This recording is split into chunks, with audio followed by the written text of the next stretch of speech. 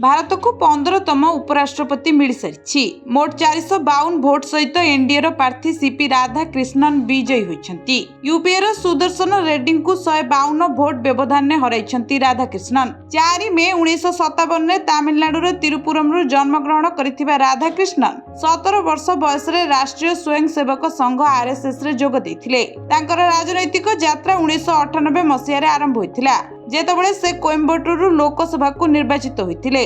अटल बिहारी वाजपेयी सरकार समय से 1998 और 1999 साधारण निर्वाचन में लगातार 2 थर सांसद होइथिले। से 2004 रु 2007 पर्यंत तमिलनाडु बीजेपी राज्य सभापति थिले।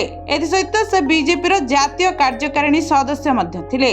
2023 मसीह केंद्र सरकार तांको झारखंड राज्यपाल भाव में नियुक्त करथिले, जेउठारे से आदिवासी संप्रदायर सशक्तिकरण उपरे गुरुत्व देथिले। फेब्रुआरी 2024 रे से महाराष्ट्र 24तम राज्यपाल होइथिले, जेउठारे से राज्य सरकार सहित एक सहयोग मनोभाव ग्रहण करथिले। विरोधी दलगुड़िक सहित तांकर संपर्क मध्य भल बोली विवेचना कराଯାଏ।